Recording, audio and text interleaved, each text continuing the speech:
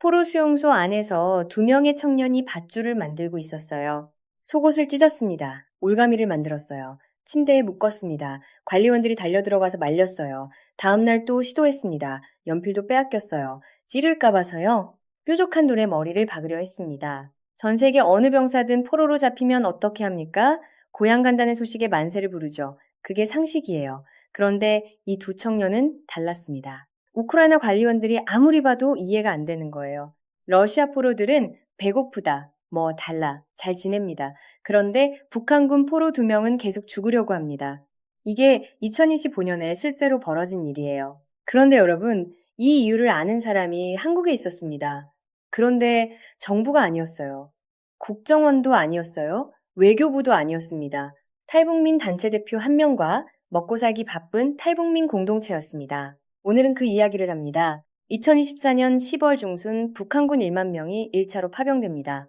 목적지는 러시아 쿠르스크 전선이었어요. 쿠르스크가 어디냐면 2024년 8월 우크라이나군이 전쟁 사상 처음으로 러시아 본토를 기습 점령한 곳입니다. 푸틴 입장에서는 자존심이 걸린 땅이에요. 잃어버린 영토를 되찾기 위해 모든 걸 올인한 격전지였습니다. 바로 거기에 북한군이 집중 투입됐어요. 결과가 어떻게 됐냐면 이 0명이 전사하고 0명이 부상을 입었습니다. 만명선에서 절반 가까이 사상자가 나온 겁니다. 북한 당국은 연대의 자랑찬 전투 성과를 축하합니다라는 표창을 내렸어요. 이 0명이 죽었는데 축하를 받는 군대입니다. 그 와중에 이강훈 씨와 백평강 씨 2명이 포로가 됩니다. 어떻게 잡혔냐고요? 도망친 게 아니에요. 45일 동안 숲속에 방치됐습니다. 전선이 무너지고 고립됐고 45일을 버텼어요. 자포경 수류탄도 없었습니다. 부상을 입은 상태였어요. 탈진했습니다. 저항할 힘이 없었어요. 그렇게 잡혔습니다. 45일 동안 숲속에서 버텼다는 게 뭘 의미하는지 이 이야기의 가장 중요한 부분이 거기서 시작합니다. 생포된 2사람은 포로 수용소로 이송됩니다. 거기서 한국정부기관 요원을 만났어요. 한국의 실상을 처음으로 알게 됩니다. 그리고 한국행 희망 의사를 밝혔어요. 그 소식이 탈북민 단체 장 대표에게 전해집니다. 장 대표는 직감적으로 알았습니다. 야, 이 친구들 지금 큰일 났다라고요. 북한 당국의 논리대로라면 이들은 배신자입니다. 개죽음 당하게 생긴 겁니다. 몇 달이 지났습니다. 그런데 2024년 8월 어느 날 우크라이나 국방부 쪽에서 장 대표한테 먼저 연락이 왔어요. 포로 수용소에서 난리가 났다. 북한군 포로들 때문에 골머리를 앓고 있다. 좀 조언을 해달라는 겁니다. 무슨 일이냐고 물었더니 얘네들이 계속 자살 공격을 한다는 거예요. 자살 공격. 딱 번역하면 그겁니다. 자살 시도가 아니고 공격이에요. 속옷을 찢어서 밧줄을 만들고 침대에 매는 겁니다. 관리원이 들어가서 뺏어와요. 다음 날 또 합니다. 추워서 속옷을 줬더니 또 찢어요. 연필을 주면 찌를까봐 못 줍니다. 머리를 벽에 박으려 합니다. 관리원들이 완전히 지쳐버린 거예요. 야, 좀만 기다리면 고향 가는데 왜 저러는지 모르겠다고?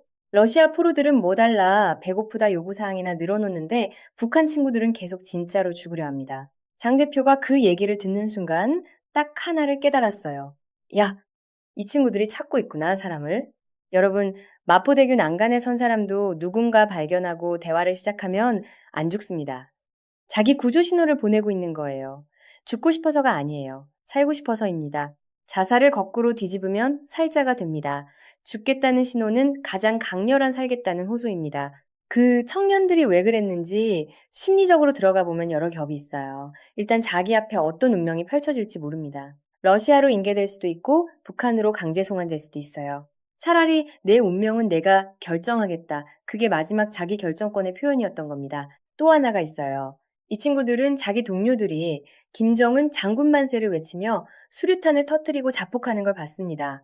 나는 도구가 없어서 못했어요. 살아남아 버린 거예요. 동료들이 다 죽었는데 나는 왜 여기서 살고 있을까? 내가 극단적 선택을 해야 부모님이라도 살 수 있는 건 아닐까?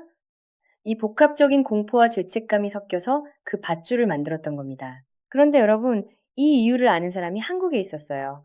국방부가 아니었습니다. 유럽 의원들도 몰랐어요. 국제인권단체들도 몰랐어요.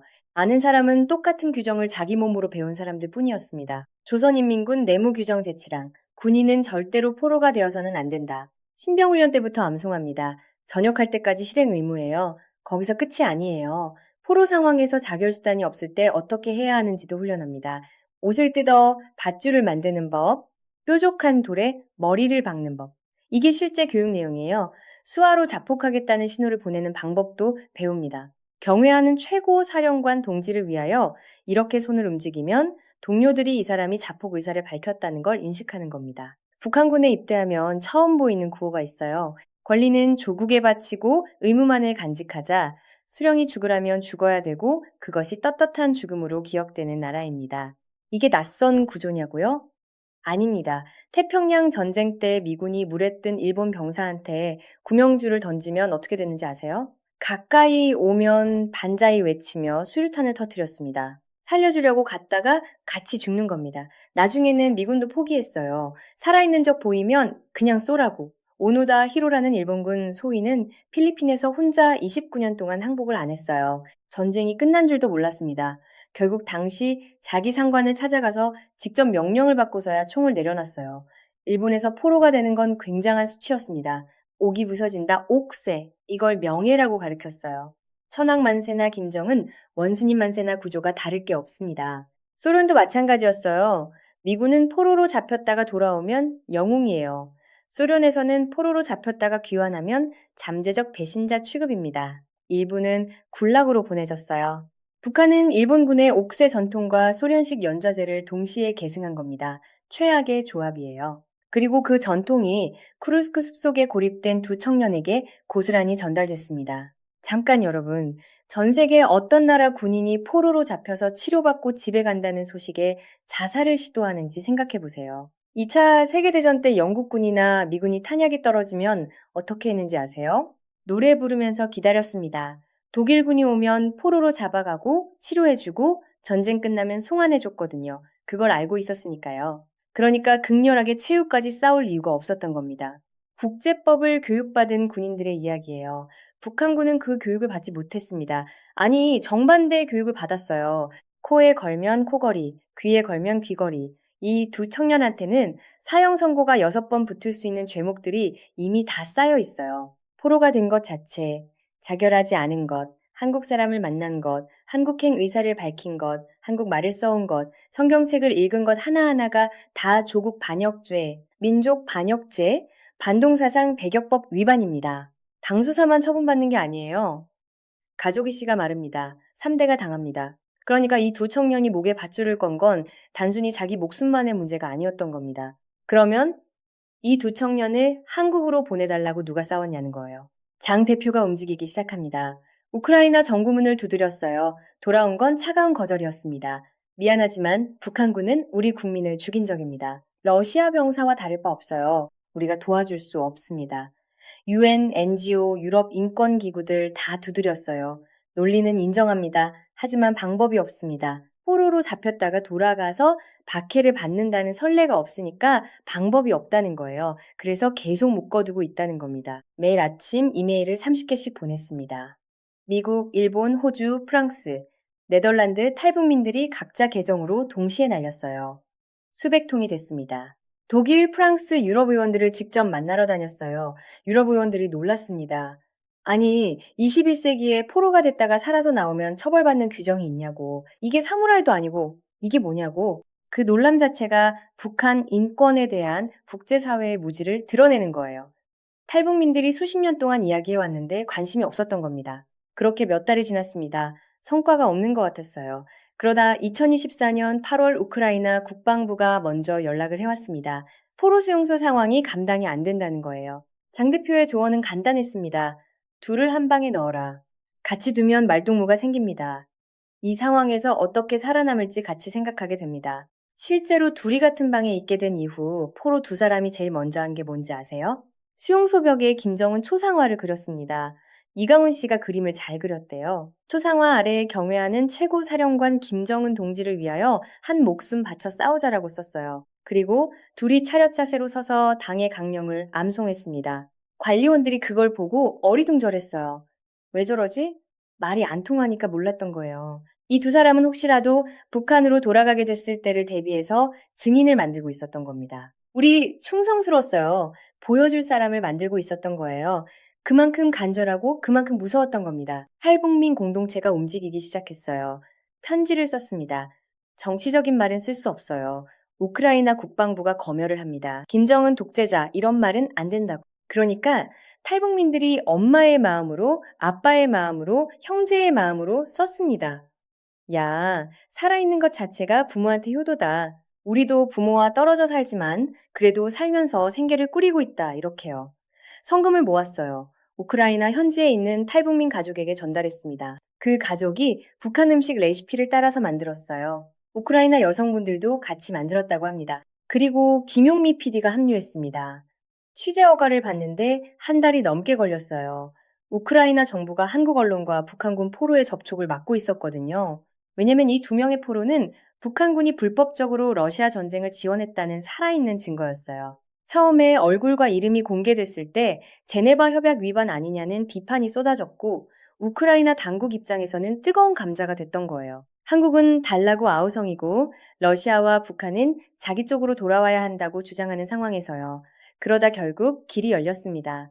2024년 10월 28일 김용미 PD가 포로 수용소 안으로 들어갔습니다. 두부밥이었습니다. 깍두기였어요. 김밥이었습니다. 규정상 음식 반입은 안 됩니다. 우크라이나 포로조정기본부의 엄격한 규정이에요. 김용미 PD가 말했어요. 내가 직접 들어가서 같이 먹겠다고. 그 말이 통했고 음식이 들어갔습니다. 포로 수용소 안에서 1년 만에 먹는 고향 음식이었어요. 카메라 앞에서 두 청년이 그 음식을 받았어요. 얼굴 표정이 무너졌습니다. 딱딱하게 굳어있던 그 표정이요. 엄마가 만들어준 거랑 맛이 어때요? 라고 물었더니 같은 고향밥을 정말 얼마 만에 먹는 건지 라고 했습니다.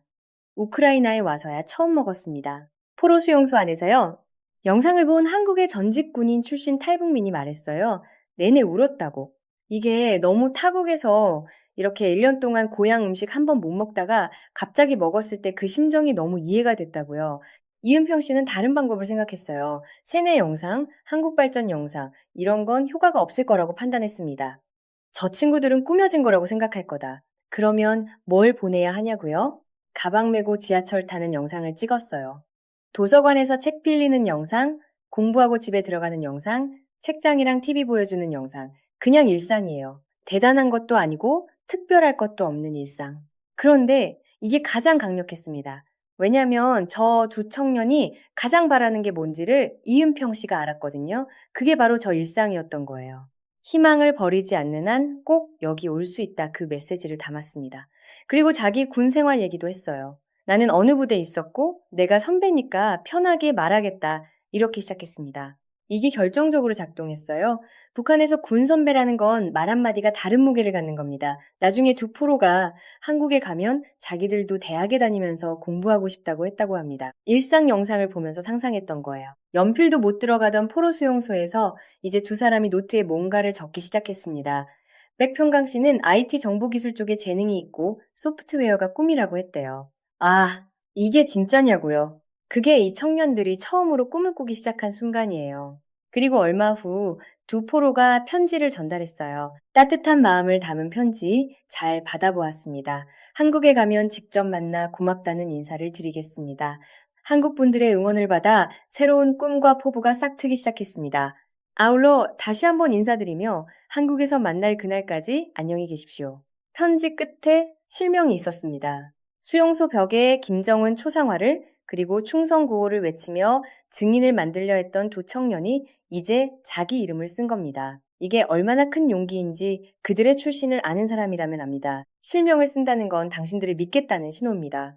이제 저는 숨지 않겠다는 선언이에요. 이강훈 씨와 백평강 씨가 목숨을 걸고 카메라 앞에서 증언한 이유도 여기 있습니다. 자칫하면 북한으로 가게 되겠구나. 그 상황이 올까봐 카메라를 5개 돌리는 앞에서 공개적으로 의지를 밝혔던 거예요. 대한민국 언론사 앞에서 이름을 밝히고 얼굴을 드러내고 이거는 목숨을 건 겁니다. 그런데 바로 이게 또 다른 공포입니다. 이 편지가 북한에 알려지면 이 이름이 새나가면 이 두 청년의 가족은 어떻게 됩니까? 3대 멸족이라는 말이 이 나라에서는 농담이 아닙니다. 그래서 지금 이 순간에도 이 두 청년의 운명은 아직 결정되지 않았어요. 국제법 이야기를 해야 합니다. 제네바 협약은 전쟁 포로에 대해 두 가지를 동시에 말합니다. 전쟁이 끝나면 본국으로 송환해야 한다. 이게 하나입니다. 그런데 개인의 의사에 반한 강제 송환은 안 된다. 이것도 있어요. 충돌하는 원칙이 하나의 협약 안에 있는 겁니다. 더 복잡한 문제가 있어요.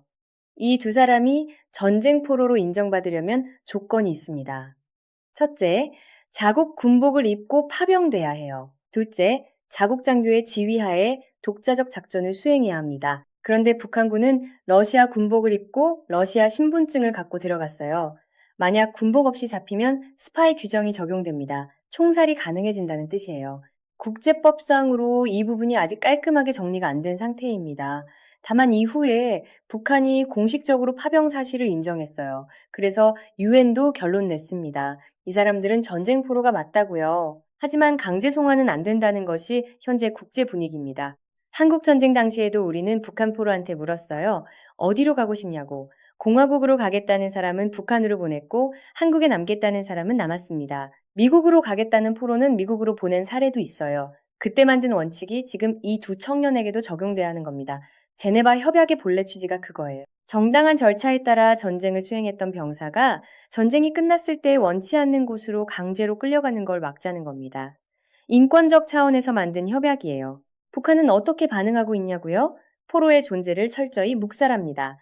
공식적으로는 명예롭게 자폭한 전사자만 인정해요. 최근 평양에 새별거리라는 아파트 단지를 만들었습니다. 파병 군인 유가족을 위한 주거 단지예요.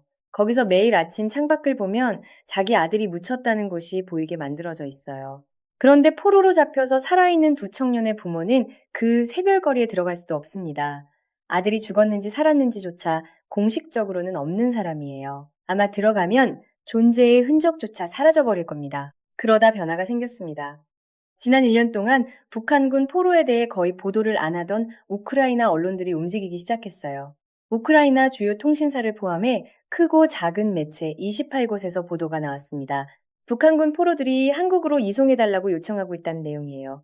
이 변화를 만든 게 뭐냐고요? 수백 통의 이메일이었습니다. 직접 찾아간 만남이었어요. 김밥 한 줄이었고 지하철 타는 일상 영상이었습니다. 트럼프 대통령한테도 편지를 보냈는데 제일 먼저 답장이 왔습니다. 북한군 포로라는 말은 없었어요. 대신 자유라는 단어가 있었습니다. 이걸 어떻게 해석할지는 각자의 몫으로 남겨두겠습니다. 지금 이 두 청년은 대한민국 국민에게 손을 내밀었습니다. 살려달라고요. 민간 탈북민 공동체가 몇 달째 혼자 싸우는 동안 한국 정부의 공식 외교 채널은 어디 있었는지 저는 그걸 묻고 싶어요. 이것이 진정한 인권 외교의 시험대입니다. 우리가 외면하면 젤렌스키는 자국 이익에 따라 처리할 겁니다. 송환 위험이 완전히 사라진 건 아직 아니에요. 사람의 마음을 움직이는 건 진정성이라는 걸 이 이야기가 증명합니다. 국가 예산이 아니었어요. 정보기관의 작전이 아니었습니다. 엄마의 마음으로 쓴 편지 한 장이었고 지하철 타는 일상 영상이었고 포로 수용소 안에서 같이 먹은 두부밥 한 그릇이었습니다. 그게 20년짜리 세뇌를 뚫었어요. 수용소 벽에 김정은 초상화를 그리고 충성구호를 외치던 두 청년이 지금은 대학 가서 IT 공부를 하고 싶다고 합니다. 체제가 20년 동안 넣어준 것을 김밥 한 줄이 뚫었어요. 이 두 청년이 한국 땅을 밟는 날 어둠을 밝히는 하나의 전등이 켜지는 겁니다. 그날이 올 수 있도록 지금 우리 정부가 해야 할 일이 있습니다. 그 일을 하고 있는지 우리는 계속 물어야 합니다.